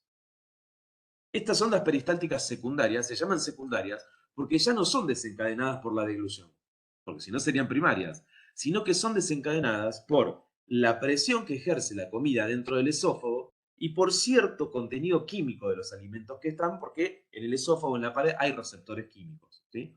Entonces, esa presión que ejerce el alimento que ha quedado en el esófago es lo que desencadena un reflejo que promueve la aparición del peristaltismo secundario en el esófago. Y eso va a provocar que, obviamente, barran los restos de los alimentos que han quedado ahí en el esófago hacia el estómago. ¿Sí? Entonces, las primarias dependen de la deglución, las secundarias del alimento que ha quedado retenido en algún segmento del esófago. ¿Sí? Y después se habla de unas ondas peristálticas terciarias que en general son patológicas. ¿Sí? Se encuentran mucho en los ancianos y en aquellas personas que tienen graves problemas patológicos, ya sea neurológicos o neuromusculares, fundamentalmente. Entonces, Pero ¿cómo serían las terciarias? La son onda ondas que, terciaria. está bien, no le expliqué, porque le iba a explicar más adelante, pero las ondas terciarias básicamente son ondas propulsivas no eficientes. ¿Está bien? Donde, por ejemplo, hay contracción superior e inferior y el bolo alimenticio no desencadena movimiento e inclusive puede desencadenar reflujo. ¿Sí? Ok. Con dolor, con presión, etcétera, ¿no? También no son normales. Entonces, el paciente, lo que básicamente es que tiene saciedad precoz, porque come, el alimento queda retenido, ¿sí? No se moviliza. Profe, ¿es bilateral, digamos, el peristaltismo? ¿O ¿Qué solamente, significa? ¿Qué significa bilateral? o sea, para arriba y para abajo, digo? O sea, la No, o onda. sea, no, por eso decía, el movimiento peristáltico requiere una acción coordinada del plexo mientérico, ¿sí? De Auerbach, en toda la porción del tubo digestivo. Entonces, cuando se produce una contracción arriba de la comida, ¿sí? Eso envía una orden para la relajación inferior. ¿Se entiende lo que estoy diciendo? Sí, sí, pero quería saber si también era al revés. No. Obviamente, justamente, no pasa lo contrario, ¿sí? Salvo circunstancias donde vos tengas alteración transitoria en la motilidad, a veces con bebidas muy frías, comer apurado o algunas alteraciones, o comer enseguida después de correr, que puede ocurrir eso que vos decís, en general el peristaltismo es de proximal a distal, porque así se desencadena, ¿sí? Se desencadena del nivel cricofaringeo hacia abajo. Entonces siempre hay contracción superior, relajación inferior. Y eso está coordinado entre el mismo plexo mientérico, ¿sí? La deglución entonces tiene la fase voluntaria, fácil de entender, digamos, porque actúa todo lo que nosotros desencadenamos con los músculos de masticación, los dientes y la lengua, y la fase refleja involuntaria. ¿Sí? Esto es lo que tenemos que decir cuando nos tomen deglución. ¿Y qué cosas componen la fase refleja o involuntaria de la deglución? Bueno, primero, como vimos, acá falta, pero lo tenemos que agregar, que es eh, el ascenso del velo del paladar y el cierre, digamos, de las coanas, el descenso epiglótico y el cierre de la glotis, la relajación del esfínter esofágico superior, para que la comida pase de la faringe al esófago, el peristaltismo esofágico, que ya vimos se puede dividir en primario, cuando es desencadenado por la deglución, o secundario, cuando es desencadenado por los restos alimentarios. Luego tiene que haber, cuando el alimento está llegando al final del esófago, una relajación del esfínter esofágico inferior para que pase hacia el estómago. Y por último, ¿sí? Al mismo tiempo, el estómago, la porción superior, lo que se llama techo o fundus gástrico, tiene que relajarse. Tiene que haber lo que se llama una relajación receptiva refleja del fondo gástrico, para que ese alimento pase sin resistencia y haya una cavidad que lo contenga, ¿sí? O sea que hasta acá, lo que estamos viendo en esta diapositiva es todas las cosas que suceden durante la deglución. Entonces, fíjense, los receptores de la pared posterior de la faringe, ¿sí? Son estimulados por la deglución, se produce el cierre velofaringeo, o sea, el velo del paladar asciende, la epiglotis desciende, ¿sí? Se produce el peristaltismo faríngeo, digamos, se relaja el esfínter esofágico superior, el bolo alimenticio pasa a la faringe, acá estamos en la parte superior. Una vez que se relaja el esfínter esofágico superior, tenemos el alimento en el esófago, y ahí están las ondas peristálticas primarias, y el estómago que está relajado en la porción superior, ¿sí? O sea, se relaja el esfínter esofágico inferior, y el fondo gástrico hace lo que se denomina relajación receptiva refleja. Se relaja para, digamos, concebir, anidar a ese bolo alimenticio que está llegando desde el esófago, ¿sí? Sin oponer resistencia. Acá, recién acá, con esa relajación receptiva refleja, acabamos de ver y determinar la primera parte de la motilidad del tubo digestivo, ¿sí? Que tiene que ver con la deglución. Como dijimos, si quedaran restos alimentarios en el esófago, esa presión que ejercen esos restos alimentarios más algún componente químico va a desencadenar un reflejo que es el de las ondas peristálticas secundarias, donde desde la región cricofaringea, o sea, bien superior, el esófago va a volver a moverse, a generar peristaltismo y empujar esos restos alimentarios nuevamente hacia el estómago. Profe, ¿Sí? ¿significa que las zonas secundarias no se dan siempre? Si vos tenés una gran cantidad, digamos, de comida más bien licuada, más bien líquida, es muy probable que no hagan falta, ¿se entiende? ¿Sí? Ahora, en el momento que queden restos alimentarios que ejerzan una mínima presión, ¿sí? O, como te dije recién, que haya ciertos alimentos, ¿sí? En ciertos contenidos proteicos, por ejemplo, que los receptores faríngeos y esofágicos lo capten, se generan las ondas secundarias, ¿sí? Ahora, el concepto es que las ondas peristálticas secundarias del esófago son para mover los restos alimentarios y no tienen que ver con el reflejo inicial de la deglución. Bien. ¿Sí? Bien. ¿Qué pasa si no existe, si tuviéramos un esfínter esofágico inferior que no se relaja, ¿sí? Sino que tiene una cierta hipertonía persistente? Bueno, cuando esto sucede, cuando tenemos una hipertonía, digamos, o una falta de relajación del esfínter esofágico inferior, aparece una enfermedad que se llama acalasia. La acalasia es un trastorno benigno, ¿sí? Lo que pasa es que ocasiona graves trastornos al paciente porque el alimento no pasa, se queda en el esófago. Esto desencadena, obviamente, ¿sí? Movimientos de lucha peristálticos esofágicos vigorosos que terminan llevando, ¿sí? Obviamente, si esto progresa, a la dilatación esofágica. Como ustedes están viendo acá, fíjense, este estudio que tienen a la derecha es un esófago, cuando tendría que ser chiquitito, pequeño el esófago, un desfiladero. Acá tenemos una constricción, como si fuera una hipertonía, y que hace que todo el alimento quede arriba, ¿sí? Esto que están viendo a la derecha es una imagen radiológica muy típica de la acalasia, que se llama digamos, pico de ave, ¿está bien? Algunos le han puesto como si fuera esto un pico de un ave, ¿sí? Y ha quedado esa imagen típica diagnóstica de acalasia. ¿Qué va ocurriendo en la acalasia? Como el esfínter esofágico inferior no se relaja, ¿sí? Como debería hacerlo, primero el paciente pasa por una hipertonía del esfínter esofágico inferior con una peristalsis muy vigorosa, porque el esófago trata de moverse para vencer esa obstrucción fisiológica, entre comillas, ¿sí? Porque no es una obstrucción mecánica, ahí no hay nada que esté obstruyendo, ¿sí? Esto a la larga lo que va a llevar es a que haya un agrandamiento progresivo, ¿sí? Del esófago y una pérdida de la motilidad, ¿sí? O sea, llega un momento que disfunciona la motilidad esofágica y ya no se mueve, ¿está bien? Esa sería la fase terminal si no se diagnostica antes, ¿no? Insisto, es un trastorno benigno, pero que ocasiona obviamente severos trastornos, ¿sí?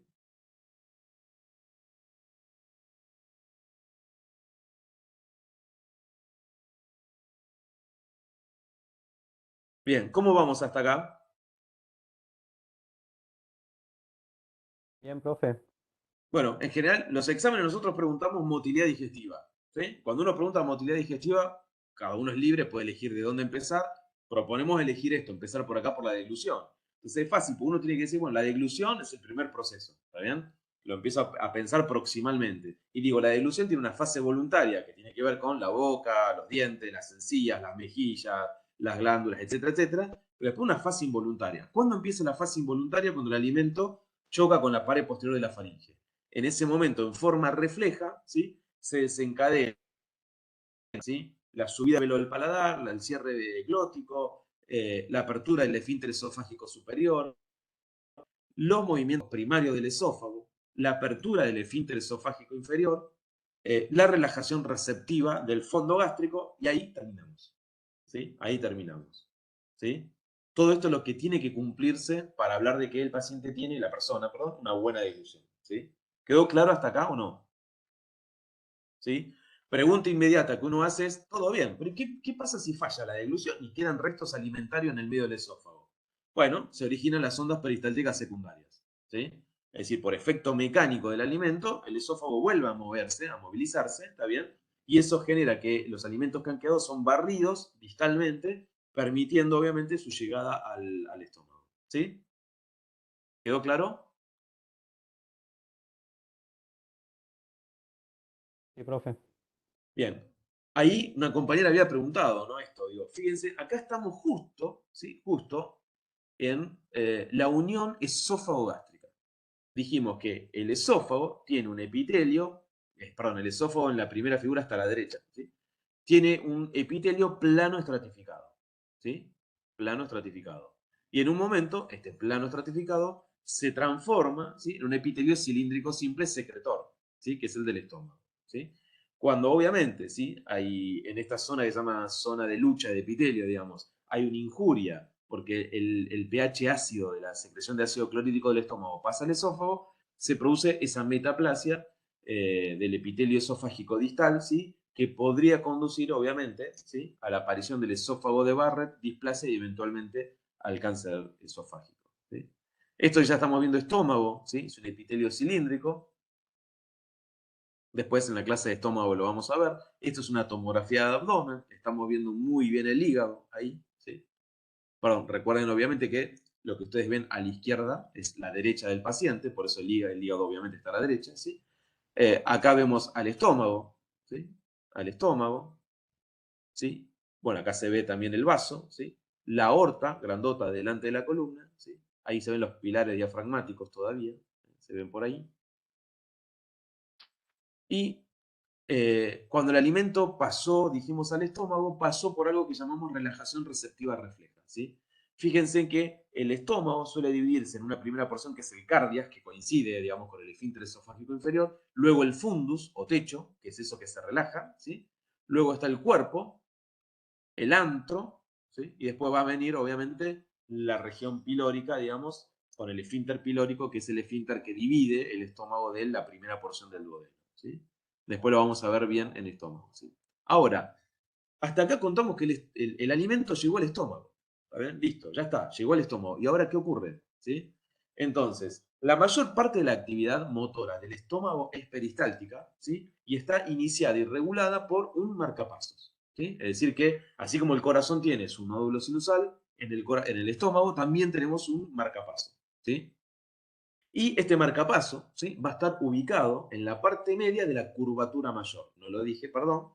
El estómago tiene una curvatura menor, cóncava, ¿sí? Que es la que mira obviamente al hígado, ¿sí? Y una curvatura mayor, ¿sí? Bien convexa, que se encuentra mirando hacia la región esplénica. Entonces, en la parte media de la curvatura mayor es donde se encuentra este marcapaso, ¿sí? Se sabe de hace tiempo que dentro de las células marcapasos, ¿sí? Que van a originar el movimiento peristáltico del estómago, hay unas células especiales que son las que lo originan, que son similares a las neuronas, llamadas células intersticiales de Cajal, ¿sí? Y serían estas células intersticiales de Cajal, ¿sí? Que están en la parte más profunda de la submucosa, ¿está bien? ¿Sí? Que serían el marcapaso del estómago y el intestino, ¿sí? ¿Qué ocurre? En el estómago, a partir de acá, nosotros tenemos que considerar que existe lo que se denomina ritmo eléctrico básico, ¿sí? Ritmo eléctrico básico. ¿Qué significa eso? Que si uno pudiera observar, ¿sí? A esas células intersticiales de Cajal y a la musculatura del estómago y del intestino delgado, veríamos, si pudiéramos, digo, observar a las células, no en su membrana, o sea, bien microscópicamente me refiero, ¿sí? Veríamos, ¿sí? Veríamos que esas células tienen actividad eléctrica sin propulsión. Es decir, el ritmo eléctrico básico, como su nombre lo indica, es una actividad eléctrica básica que existe, ¿sí? En las células del estómago y en las células del intestino delgado y también en el intestino grueso, ¿sí? Pero que no producen movimiento, sino que es una especie de preparación, como de tono preparatorio, para que en caso de que llegue el alimento o llegue un estímulo hormonal, digamos, determinado o colinérgico, o sea, por acetilcolina, este ritmo eléctrico básico comience ondas propulsivas, ¿sí? Ondas propulsivas. Entonces, en el estómago y el intestino delgado, ¿sí? Digamos, ¿sí? Y en el colon también, se producen las llamadas ondas lentas, ¿sí? Ondas lentas. Estas ondas lentas, como les dije, no son propulsivas a larga distancia, ¿está bien? Son de muy corta distancia, ¿está bien? Y solo cuando llegue un estímulo vigoroso, ¿sí? Van a originarse un movimiento en masa peristáltico, ¿sí? Y ahora les voy a mostrar un poco más de cerca qué significa esto. Entonces, a partir del estómago, nosotros tenemos lo que se llama ritmo eléctrico básico. Como dije, es un ritmo eléctrico básico que tienen las células musculares, especialmente dice acá las células musculares de la capa circular interna, desde el estómago hasta el colon inclusive. ¿Por qué se caracteriza este ritmo eléctrico básico? Porque se caracteriza por la presencia de ondas lentas, que son estas que ustedes ven acá, ¿sí? Muy parecido a cuando estudiamos neuro a los potenciales electrotónicos, por así decirlo. ¿Por qué? Porque nunca llegan al umbral, ¿sí?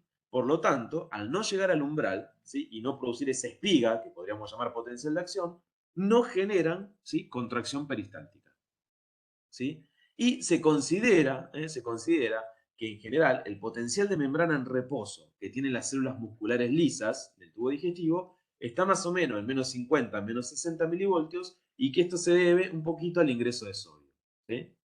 Cuando llega un estímulo determinado, por ejemplo, llegó la comida o llegó un estímulo de acetilcolina, ¿sí?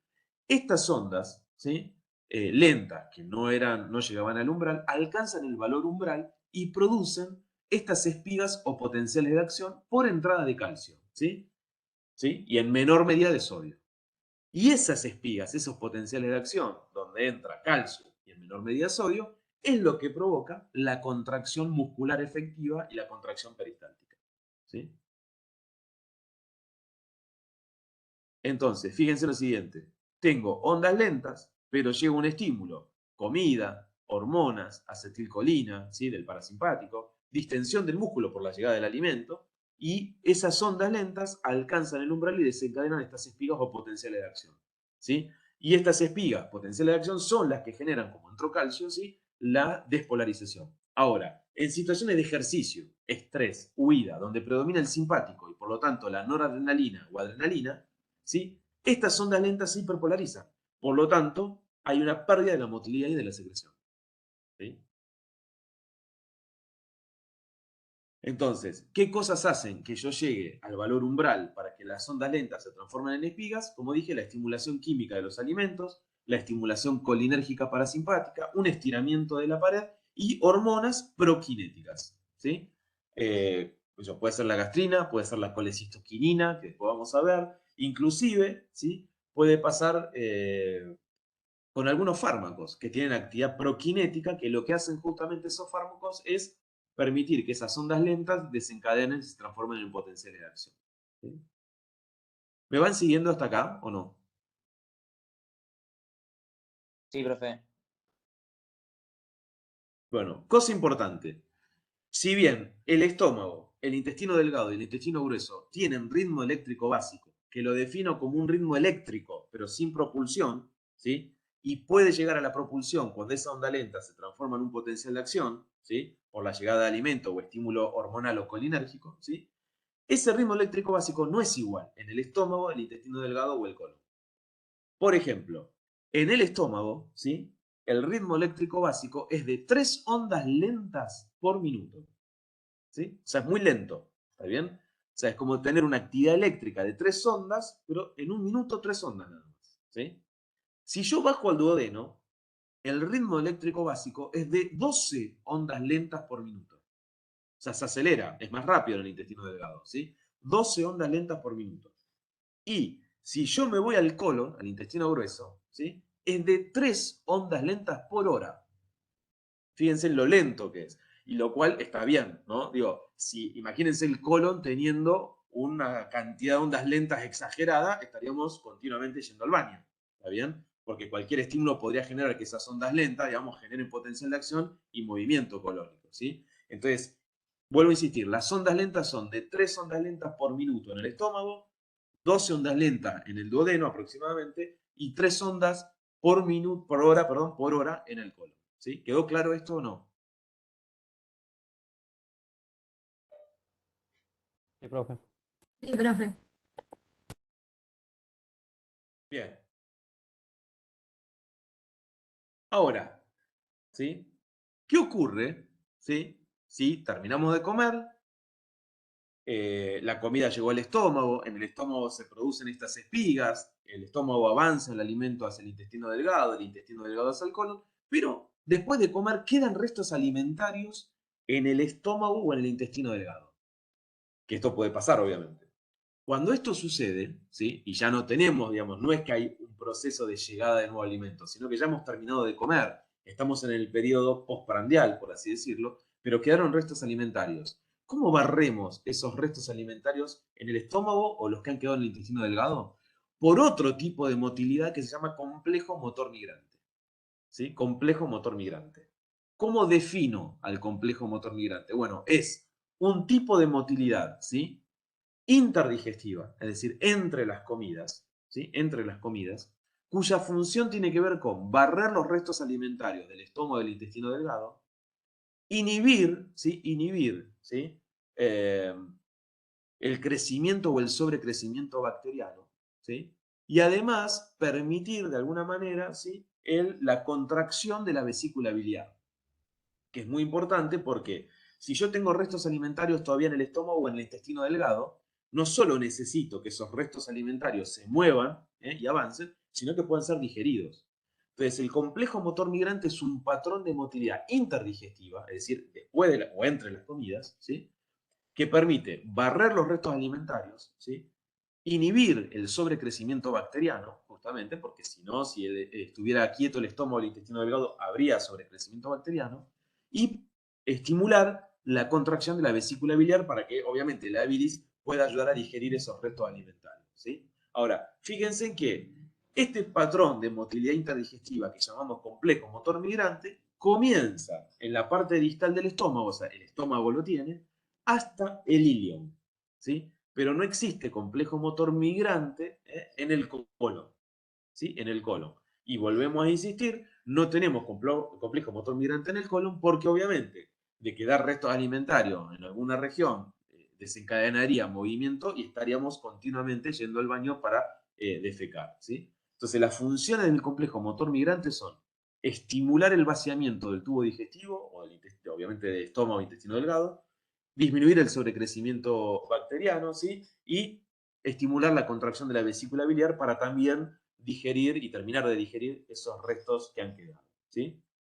¿Cuándo finaliza el complejo motor migrante? Cuando como de nuevo, ¿sí? Porque cuando como, en la parte superior va a haber reflejo de deglución, en la parte media el ritmo eléctrico básico se transforma en espigas, ¿está bien? Y entonces ya no hay complejo motor migrante, ¿sí? No hay más complejo motor migrante, ¿sí? El colon no tiene complejo motor migrante, cosa que las aves, como las palomas, lo tienen. Por eso ven que las palomas comen y defecan permanentemente, ¿sí? Bien, y ya la comida está en el colon, ¿sí? El colon, como les dije, tiene ritmo eléctrico básico, o sea, igual que el estómago y el intestino delgado. Lo que pasa es que ese ritmo eléctrico básico, basalmente, es de 3 ondas lentas por hora, ¿sí? Muy lento. Pero obviamente, cuando llega un estímulo colinérgico, se acelera, esas ondas lentas llegan a sus espigas y empieza la motilidad, ¿sí? Del colon, ¿sí? Formando, ¿sí? Al mismo tiempo que se reabsorbe el agua, ¿sí? La materia fecal, ¿sí? El producto casi final de desecho que vamos a tener de ese alimento, ¿sí? Entonces, en el colon, los tipos de movimiento que hay una motilidad de segmentación, digamos, que se va produciendo, generando ese proceso, como les dije, de absorción, digamos, del agua y por lo tanto desecando las estructuras que lo contienen y generando el origen de la materia fecal, ¿sí? Y después hay movimientos de masa más escasos, digamos, postprandiales, que van generando, obviamente, que el alimento de a poquito vaya avanzando hacia adelante, ¿sí? Y por último, perdón que cuando ya el alimento, ¿sí? Está en el colon, obviamente, ¿sí? Y se está aproximando a la región rectal, ¿sí? Tenemos que hablar del reflejo de la defecación, ¿sí? El reflejo de la defecación tiene una parte intrínseca y una parte extrínseca, ¿sí? O se habla de un reflejo intrínseco y un reflejo extrínseco de defecación. Cuando nosotros decimos qué es el reflejo intrínseco de defecación, es que la materia fecal que empuja, que ha llegado a nivel rectal, a nivel del recto, provoca una distensión de la pared del recto. Esto genera señales aferentes del plexo mientérico, que está acá en el recto, ¿sí? Por esa distensión, ¿sí? Y eso genera ondas peristálticas en todo el colon, ¿sí? Descendente, en el sigmoides, que sería esta parte, y el recto. Al mismo tiempo que ese estímulo, ¿sí? Relaja el esfínter anal interno, y al contactar, obviamente, la materia fecal con el esfínter anal externo, que es músculo estriado, a voluntad podemos defecar, ¿sí? Pero fíjense que se llama intrínseco porque es la misma materia fecal, o sea, la distensión de la pared del recto, la que genera esas señales aferentes que hacen aparecer esas ondas peristálticas en el colon descendente, sigmoide y recto, ¿sí? Pero claro, después tenemos el reflejo parasimpático, algo más extrínseco. Entonces, las mismas señales que dijimos antes que están en el recto, esa distensión del recto, genera señales, ¿sí? Que viajan por estímulo aferente nervioso a la médula espinal sacra, y esa médula espinal sacra contiene las neuronas que envían por estímulo colinérgico, ¿sí? Parasimpático, ¿sí? La información al sigmoides, al recto y al ano, aumentando el peristaltismo y la relajación del esfínter anal interno, ¿sí? sea, digamos, el anterior era más intrínseco porque todo dependía de la pared del recto, básicamente, ¿sí? Lo que desencadenaba, y este se denomina extrínseco porque tiene que ver ya con la actividad parasimpática de la médula espinal. ¿Sí? Esa es la diferencia. ¿Sí? A ver, ¿preguntas hasta acá? Estamos terminando, ¿eh? Ya casi terminamos. Me queda una diapositiva de repaso. ¿Más o menos se va entendiendo? Sí, ¿Sí? profe. Bueno, hagamos el repaso. A ver, tenemos deglución. Se divide en voluntaria y refleja o involuntaria. ¿Estamos de acuerdo hasta acá? Sí, profe. Bien. ¿Cuáles son los pasos de la deglución refleja? ¿Qué cosas tenemos que ver ahí? A ver si las podemos decir. Relajación del esfínter esofágico superior. Sí, y antes de eso, Elevación el paladar. del paladar blando que tapa las coanas y baja y la epiglotis que tapa la vía respiratoria. bien, perfecto, muy bien. O sea, la primera parte está ahí arriba, ¿no? La cavidad oral, subiendo el velo del paladar, la epiglotis que desciende y tenemos la apnea de la deglución, digamos, fisiológica. ¿Qué más? ¿Qué sigue después? ¿El alimento? Dale, ¿qué pasa después de eso? La Relajación del del superior. Eso, apertura del esfínter esofágico superior, ¿no? Ahí está el músculo cricofaringio, se abre, se relaja, no que se abre, se relaja, ¿sí? Después, ya está la comida en el esófago, ¿y ahora cómo se mueve? peritalismo primario. Muy bien, aparecen las ondas peristálticas primarias del esófago, desde arriba hacia abajo. Después, ¿qué pasa cuando el bolo alimenticio está llegando al final del esófago? Relajación del esfínter esofágico inferior. Muy bien, el inferior, la apertura del esfínter esofágico inferior, ¿no? Que estaba ahí en el hiato diafragmático, muy bien, ¿sí? Y por último, La relajación receptiva. muy bien, las 3 R, relajación receptiva refleja del fundus gástrico, ¿sí? Estos son todos los procesos involuntarios, reflejos que suceden como consecuencia de la deglución, ¿sí? Muy bien. Ahora bien, si quedan restos alimentarios en el esófago, ¿qué hacemos?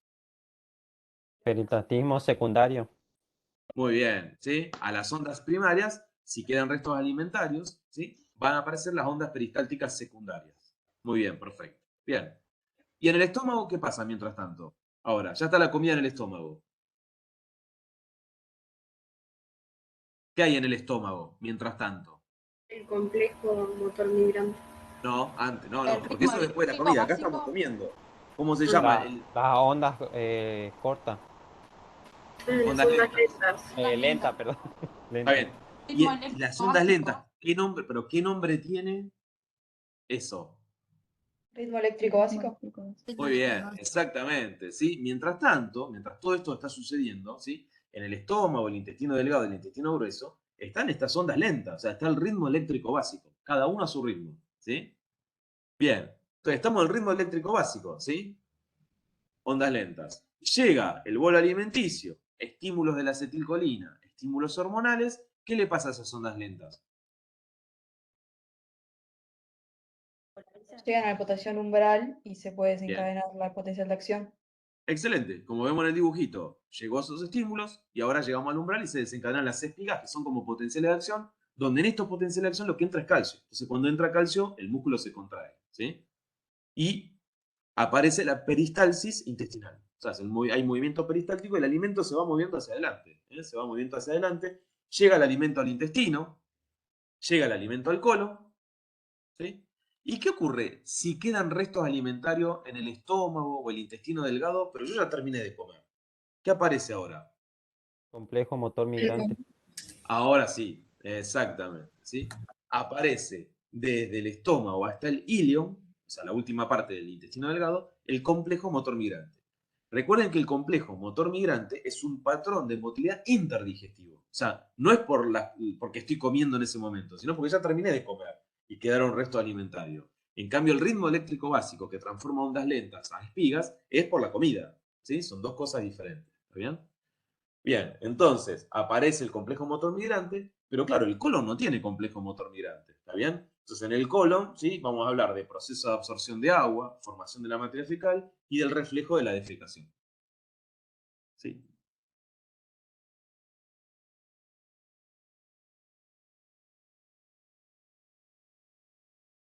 ¿Y quedó más o menos o no esto?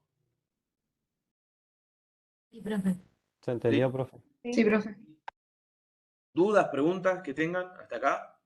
Lo que vimos. La clase terminó, ¿sí? La clase es esto, ¿está bien? Vimos la estructura del esófago, ¿no? Dijimos que anatómicamente es un tubo muscular, 25 centímetros, vimos las estrecheces fisiológicas, anatómicas que tiene, que no hay que olvidarlas, ¿está bien? Vimos su epitelio, plano estratificado, vimos las capas histológicas que son comunes a todo el tubo digestivo, pero acá le pusimos un epitelio plano estratificado y una adventicia al final, y aprendimos cómo es la motilidad de todo el tubo digestivo, ¿sí? O sea, después te lo vamos a aplicar a todo el resto del tubo digestivo. Vimos reflejo de la deglución, ritmo eléctrico básico, complejo motor migrante. Y en esófago específicamente aprendimos que hay ondas peristálticas primarias dependientes de la deglución y ondas peristálticas secundarias dependiendo de si existen o no restos alimentarios que han quedado ahí. ¿Sí? ¿Sí? ¿Se entendió? Perdón, y una cosa más que aprendimos hoy es que el esfínter esofágico superior tiene una presión muy alta, el esfínter esofágico inferior una presión menor de 10, 30 milímetros de mercurio, pero que son muy buenos esfínteres antirreflujo, ¿sí? O sea, normalmente la comida no va del esófago hacia la boca y desde el estómago hacia el esófago, ¿sí? Pero que si por algún mecanismo el esfínter esofágico inferior se relaja excesivamente o no funciona, podría haber un reflujo del contenido ácido del estómago hacia el esófago, que cuando esto es permanente se habla de enfermedad por reflujo gastroesofágico, llevando con posibilidad a la metaplasia, de la porción distal del epitelio del esófago, y esto, ¿sí? Esta metaplasia, esa sustitución de un epitelio adulto por otro adulto, porque eso es la metaplasia, ¿sí? Podría generar luego displasia, ¿sí? Generando la posibilidad de un carcinoma distal del esófago, ¿sí? Eso por un lado. Y lo otro que aprendimos es que si el esfínter esofágico inferior, ¿sí? Por el contrario, no se relaja, ¿sí? O sea, se mantiene hipercontraído, eso puede originar una patología que se llama acalasia, ¿sí? Recuerden que acá no estamos hablando de una obstrucción extrínseca, ¿sí? O sea, acá no es que el esfínter esofágico o el esófago hay algo de afuera o un tumor que lo obstruye. Acá es una disfunción del esfínter esofágico inferior que no se relaja. Al no relajarse fisiológicamente, ¿sí? El esófago tiene que hacer más fuerza para vencer esa resistencia y termina dilatándose, ¿sí? O sea, obviamente si lo dejo librado al azar, ¿no? Y el paciente, ¿qué es lo que va a tener en la acalasia? Y bueno, saciedad precoz, ¿sí? Primero, porque come, los alimentos ya están ahí, y obviamente vómitos precoces. Cuanto más avanzado está, los vómitos son cada vez más precoces. Precoces significa que come y enseguida vomita, ¿sí? Digamos en ese sentido, ¿está bien? Entonces, estas son patologías muy frecuentes del tubo digestivo, también que uno tiene que estar alerta cuando los pacientes tienen vómitos, digamos, etcétera, y no olvidarse, porque son enfermedades frecuentes, digo, no estamos hablando de algo raro tener enfermedad por reflujo, ¿sí? Bueno, ¿preguntas que quieran hacer? Profe, yo tengo una pregunta. Dale. Me surgió la duda a mí porque en la relajación receptiva gástrica, básicamente cuando llega el alimento, el fundus del estómago se relaja, ¿no? ¿Está Sí, bien eso lo que estoy diciendo? exacto. Eh, ¿Y por qué está que en esta zona se relaja y en todo el estómago aumenta el peristaltismo? No. Cuando vos estás con el reflejo de la deglución, ¿sí? Y el alimento, digamos, venció el esfínter esofágico inferior, necesitamos que el techo gástrico, ¿sí? Que es una zona muy cercana al diafragma, digamos, muy arriba, también se relaje para recibir esa comida y que no haya reflujo inmediato, ¿sí? Ahora, desde prácticamente el tercio, ¿sí? El tercio superior, en la cara posterior, especialmente en la convexidad de la curvatura mayor, ahí aparece otro fenómeno porque ahí están las células intersticiales de Cajal que funcionan como marcapaso para la motilidad. ¿Está bien? ¿Se entiende? Son dos procesos diferentes. Mientras que la porción más superior, el fundo, está muy regulada su motilidad por lo que ocurra con la deglución, ¿está bien? Desde ahí para abajo está muy regulado por el ritmo eléctrico básico por estas células marcapasos llamadas intersticiales de Cajal. Eso no quiere decir que el fundus no se mueva, porque el fundus también se mueve, pero se va a mover cuando el alimento ya esté adentro. ¿Sí? Cuando el Perfecto, alimento entonces, ya esté digamos, adentro. tendría que diferenciar el estómago en dos partes distintas, digamos, funcionalmente. Sí, claro. Lo que acá importa es que, como parte del reflejo de la deglución, no tomamos en cuenta el ritmo eléctrico básico. ¿Se entiende? Por eso se da de la mitad del estómago para abajo. ¿Está bien? En cambio, el fundus sí participa en el reflejo de la deglución, relajándose, ¿no? Por supuesto. ¿Está bien? ¿Sí? Después, cuando veamos estómago, también vamos a aprender que el histológico del estómago tiene una capa muscular en el medio, de la circular y la longitudinal, perdón, de la circular interna y longitudinal externa, sí tiene una capa oblicua, ¿está bien? Que sus movimientos son más segmentarios y que esos movimientos peristálticos en el estómago provocan ciertas complicaciones, ¿sí? Porque si ustedes leen, las úlceras gástricas son mucho más frecuentes en la curvatura menor del estómago. De hecho, cuando aparecen úlceras en la curvatura mayor, a uno le llama la atención eso. En cambio, tener una úlcera en la curvatura menor es lo habitual, ¿sí? ¿Y por qué la curvatura menor es más propensa a tener úlceras? Porque en la medida que el movimiento se está generando, se generan fenómenos isquémicos en la curvatura menor, y como vamos a estudiar en estómago, la circulación, lo que se llama microcirculación, es el principal factor de defensa que tiene el estómago para evitar que aparezcan úlceras y para evitar que el mismo ácido que está liberando le provoque úlceras. ¿Está bien? Pero no me quiero adelantar a esto, ¿sí? Es una motilidad un poco diferente y es una histología un poquito diferente. ¿Está bien? Tiene otro epitelio, otra capa muscular, digamos, y por lo tanto ya cambia la situación, ¿sí? Pero en estómago vamos a aprender eso y vamos a aprender, por supuesto, secreción de ácido clorhídrico, ¿no?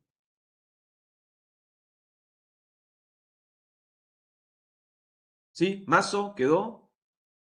Quedó, profe. Profe, yo tengo una pregunta. Sí, profe. Dale. Cuando dijimos que había distintos estímulos que podían hacer que lleguemos al valor umbral, habías dicho que era la estimulación por el alimento, estimulación colinérgica, ¿y cuáles otras más? Es el alimento, la estimulación parasimpática colinérgica, o sea, acetilcolina, ¿sí? Que a su vez, perdón, el alimento también desencadena la liberación de acetilcolina, o sea, es una mezcla, ¿sí? Y después hormonas, ¿sí? Hormonas prokinéticas se llama, o sea, prokinético significa aquello que aumenta el peristaltismo, ¿sí? Los fármacos prokinéticos son aquellos que mueven más o sea, generan motilidad, ¿sí? Y después están los fármacos antikinéticos. Por ejemplo, cuando ustedes toman buscapina o Sertal, ¿sí? ¿Por qué la buscapina y el Sertal, que, perdón, son nombres comerciales, pero es lo que se me viene a la cabeza en este momento? ¿Por qué la escopolamina o la iosina, ¿sí? Que son los nombres genéricos, provocan inhibición de la motilidad, justamente, ¿sí? Digamos, o sea, frenan el dolor porque no hay motilidad, la inhiben. Pero después tenemos fármacos prokinéticos. Ejemplo, la metoclopramida, el Reliberan, que sirve para los vómitos, es un antiemético, ¿sí? También es un prokinético. Entonces hay pacientes, por ejemplo, con los pacientes que tienen falta de motilidad, como en los diabéticos, por la neuropatía diabética, a veces se da Reliberan o se dan otras drogas prokinéticas. Hay un antibiótico que se llama eritromicina, por ahí lo conocen, ¿sí? La eritromicina es un antibiótico, un macrólido que es prokinético. Y en los pacientes que tienen gastropatía diabética, o sea, una neuropatía que hace que no haya motilidad en el estómago, suele usarse eritromicina, no como antibiótico, sino como prokinético, ¿sí? Tiene evidencia, digamos, evidencia alta. Entonces, hay un montón de fármacos que estimulan y otros que inhiben la quinesis, el movimiento, ¿sí? Entonces, el concepto es, digamos, lo que estimula el peristaltismo, digamos, va a ser, o esto que me preguntaste, que el ritmo eléctrico básico se transforma en espiga, es la llegada de comida, la acetilcolina, o sea, el parasimpático, y hormonas prokinéticas, ¿sí? Básicamente eso. Buenísimo, gracias. ¿Alguna pregunta, duda más que tengan? Profe, a mí no me quedó claro el reflejo parasimpático de la defecación. Sí, digamos, cuando vos tenés una distensión de la zona del recto, ¿sí? Puede ser, obviamente, en este caso hablamos por la defecación, digamos, por la materia fecal, perdón. Vos tenés una distensión del recto, las neuronas que están del plexo mientérico, las neuronas que están en la pared del recto, ¿sí? Generan primero aferencias hacia la misma pared superior del intestino grueso, hacia el sigmoides, desencadenando movimiento del sigmoides del recto hasta el esfínter anal interno. Eso es un fenómeno intrínseco, ¿sí? Intrínseco. ¿Por qué? Porque se desencadenó por las neuronas de la pared del recto que le dieron orden de que empiecen a moverse las neuronas más arriba, las que están en el sigmoides, ¿sí? Ahora, también hay un reflejo extrínseco, ¿sí? O si se quiere, parasimpático, ¿sí? Que es que las mismas neuronas, ¿sí? De la pared del recto también emiten, con sus axones, por supuesto, ¿sí? Señales, ¿sí? A la médula espinal sacra. Recuerden que cuando digo médula espinal sacra es los segmentos de la médula espinal finales, pero de la médula espinal que quedó arriba en L1, ¿sí? Digamos, en D12 L1, porque la médula no está en el sacro, ¿no? Entonces, esos estímulos del recto que van hacia la médula espinal sacra hacen que en la médula espinal sacra haya neuronas parasimpáticas, porque cuando estudiamos parasimpático dijimos que es cráneo sacro, ¿sí? Entonces cuando hablábamos de sacro nos referíamos a eso, a esas neuronas parasimpáticas de la médula espinal sacra, que emiten axones, ¿sí? Que le dan orden a las neuronas del sistema nervioso entérico para que vuelvan a mover el sigmoide del recto hasta el esfínter anal interno. Eso es el reflejo parasimpático, ¿sí? Ahora, una vez que esto terminó y, digamos, empieza a haber estímulos sobre el esfínter anal externo, el esfínter anal externo es estriado, es voluntario. Entonces, ahí yo decido cuándo ir al baño, obviamente, de tocar, ¿está bien? Eso ya es voluntario. Bien, ¿Sí? ¿Se bien, entendió gracias. eso? Sí, sí. Bueno, de acá, digamos, una cosa importante, no lo dije. Digo, recuerden cuando vimos el cuatrimestre pasado, sistema nervioso autónomo, que dijimos parasimpático y hablamos de acetilcolina, el nervio vago, acetilcolina. Bueno, el vago de acetilcolina es todo esto que estamos hablando, ¿sí? Cuando veamos secreción de ácido clorhídrico y digamos, la acetilcolina es un estímulo importante, bueno, estamos hablando de esa acetilcolina, es del parasimpático del nervio vago, ¿sí? La motilidad es lo mismo, ¿sí? La acetilcolina tiene que ver con el nervio vago y la acetilcolina que libera sobre receptores muscarínicos, que tienen este músculo liso que está en el tubo digestivo, ¿sí? De eso estamos hablando.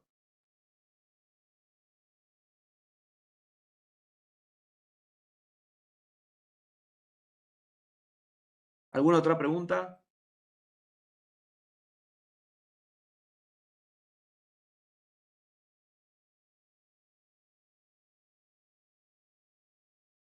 ¿No? Bueno, somos una banda, ¿eh? Pensé que no, pero hay 160 personas en este momento, así que bueno, gracias por acompañar, ¿sí? Y bueno, el sábado el que se quiera colar, por supuesto, bienvenido. Está otro profe que da la misma clase, o sea que pueden aprovechar, ¿está bien? Y nada, después cuelgo la clase en PDF y el video, ¿sí? Estamos, profe. Muchas gracias por la clase. Gracias, profe, profe. gracias. Hasta luego. Gracias. Por no aburrirse tanto. Claudio. Chao. Profe, gracias. Chao.